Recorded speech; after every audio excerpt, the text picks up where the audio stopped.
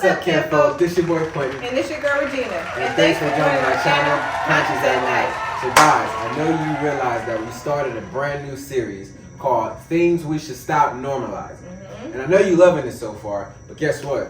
We got another one today. Yes, we do. And what is the word on the street today that we should stop normalizing? I mean right away. And that word is no other than loyalty. Yes, you heard it right. Yes. You know why we should stop normalizing loyalty? Because the world has taught us that we should be loyal. What has the world taught you when it comes to loyalty? Look, loyalty is, hey, I got your back. I'm there for you no matter what it is. It's you and me. Don't worry, I got you. Right. What about you? The same thing. It was like, yo, I'm never gonna switch up on you. I'm gonna be 100 from day one. Like you ain't gonna never have to worry about me ever changing my stripes. You know what I'm saying? Cause I'm a tiger out here. I'm a lion out here. Like all of that. Like, and you gonna always get the same meat every time you see me. I ain't never gonna change. I'm always gonna stay the same. That's what the world wanted us to know about loyalty. And also, hey, you get great pride in being loyal. Right. Yes, be loyal, stay the same, never change. That's what loyalty is.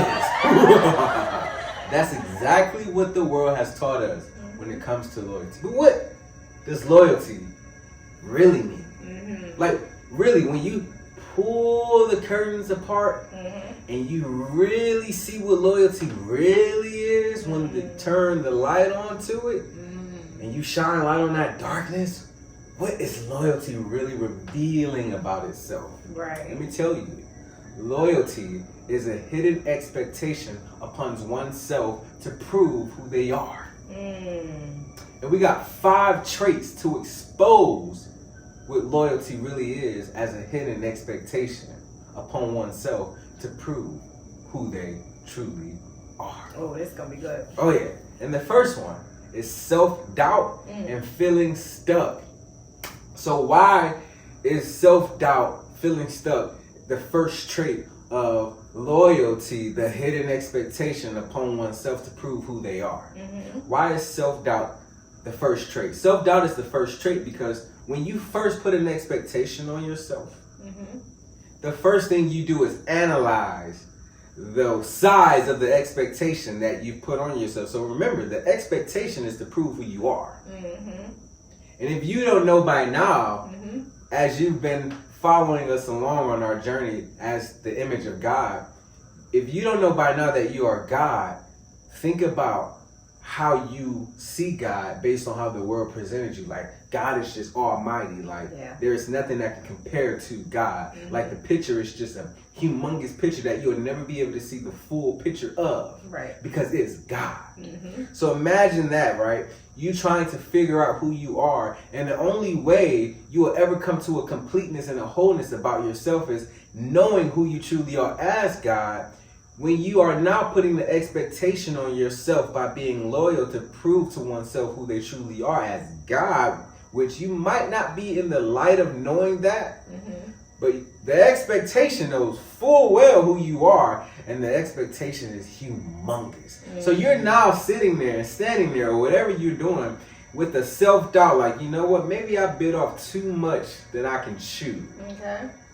So I don't know if I'm going to be able to actually finish this.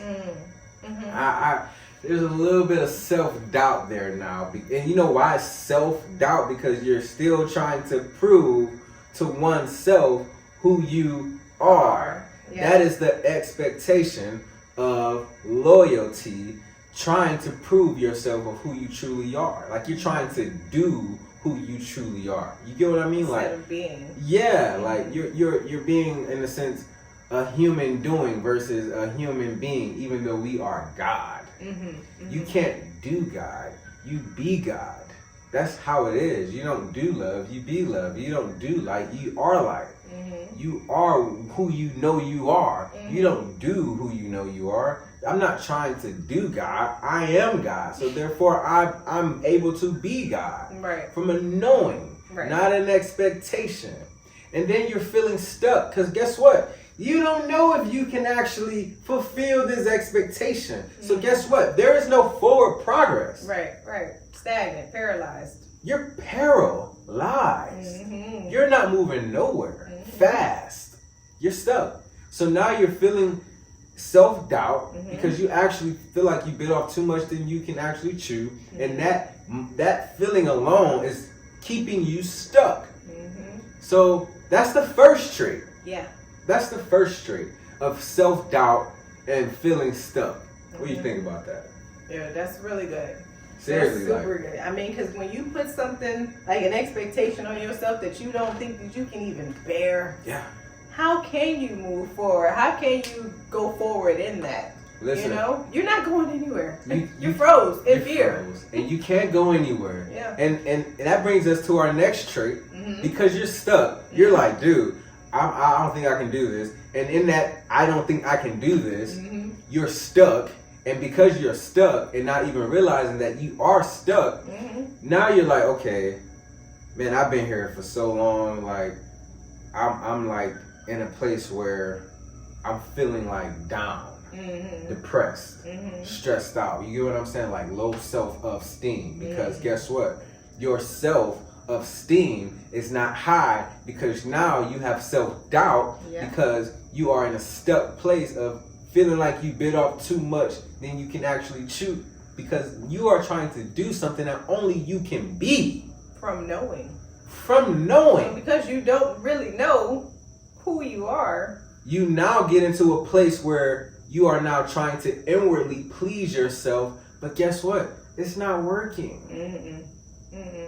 You're going to try to take your mind off of now the loyalty of the expectation that you put on yourself to do what you can only be as God to now, you know what? Let me go and indulge in food, or let me go indulge in this or indulge in that. And now you are doing more damage to yourself because you are trying to take your mind off of the self-doubt and the feeling of being stuck. So now you're inwardly trying to please yourself by taking the attention away from how you're feeling instead of dealing with it, facing it, making peace with it.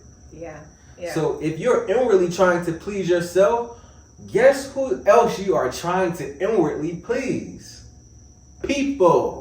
So the second trait to this hidden expectation that we call loyalty to prove to oneself who they truly are, the second trait is people pleasing.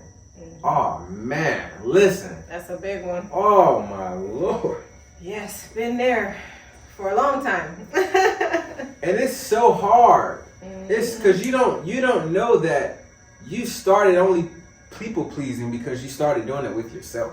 Yeah. There was no like self accountability. So because there was no self accountability to where you can see yourself stuck and in self-doubt, you inwardly said, okay, I don't want to face that. So in other words, I'm going to distract myself by pleasing myself by any means necessary. And how you treat yourself would automatically be how you treat your neighbor. So if you're personally pleasing yourself, you are people pleasing your neighbor. It's just out of like an instinct of like a habit. You're doing it to yourself. You're going to be doing it to others. And we all know. Yeah. You can't please you. So therefore, because guess what? You're going to be trying to please you. Yeah. But guess what? You still stuck. And that self-doubt ain't never went nowhere. You know why it ain't went nowhere? Because you ain't dealt with it. Because you ain't dealt with it. You ain't faced it. You ain't faced it at all. You still looking at the same distractions, trying to please yourself. So therefore, you are in a state of trying to please other people. Because guess what? You can't even deal with the opinions and the emotions of yourself. Right. And you're still trying to please you. So how do you think you're going to respond to your neighbor outside of you? You're going to try to please them, but still can't deal with their opinions and their emotions about you. Yeah. So guess what? You're never going to please yourself. So in byproduct, you're never going to people please people. You're going to try. You're going to try. But you're going to always fail. Yeah. So guess what? you're going to always try to please people by becoming a people pleaser. And yes, you are a professional because you started with you. Right. But you should realize if you're never able to please people outside of you, guess who you're not pleasing inwardly then? You're not pleasing yourself.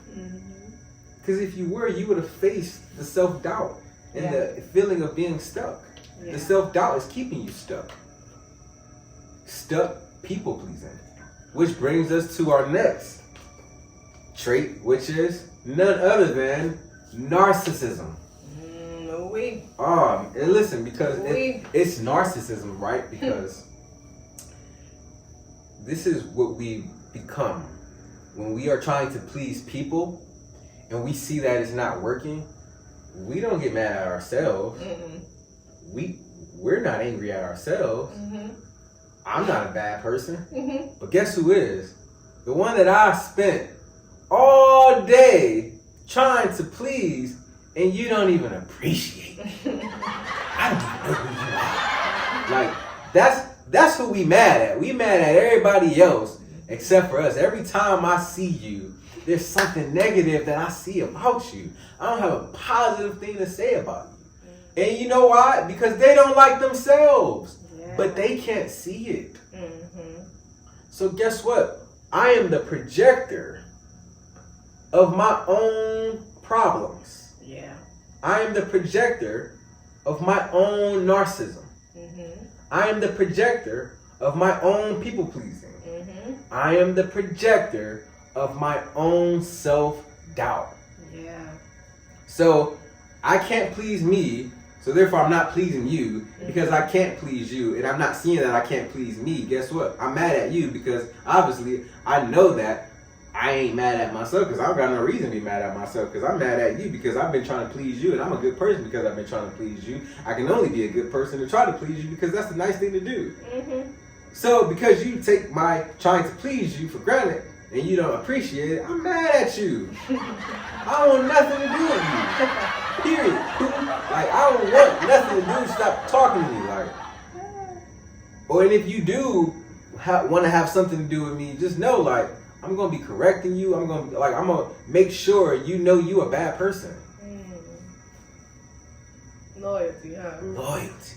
The hidden expectation upon oneself to prove who they are. Now, which brings me to my next point. The next trait is number 4, self-righteousness or being conceited. Yes, you heard it right.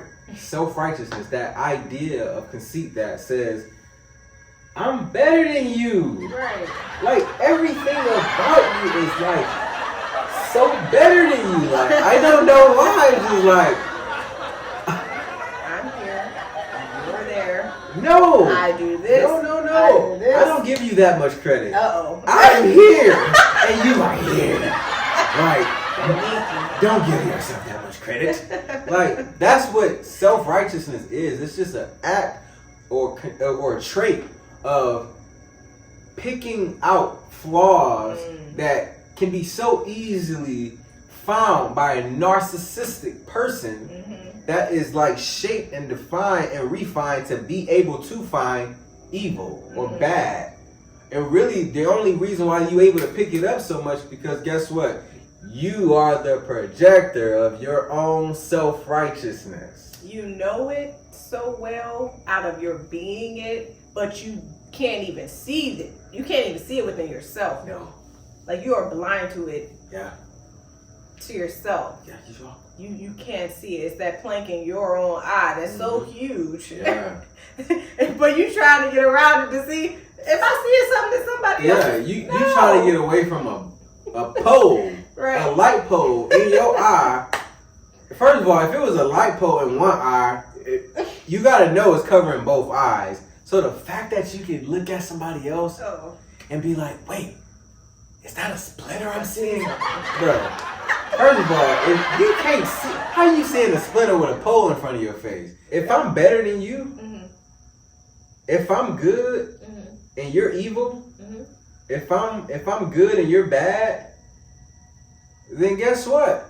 I'm the only good one in the world and the rest of the world is evil. And if the rest of the world, if the rest of the 5 billion people in the world are evil and I'm the only good one, 9.9 times out of 10, I am going to suffer from a severe case of anxiety. You know why? Because I'm surrounded by a world full of evil people. And I'm the only good one here. Where is my help? I felt my help coming from the Lord. So you're going to suffer from anxiety.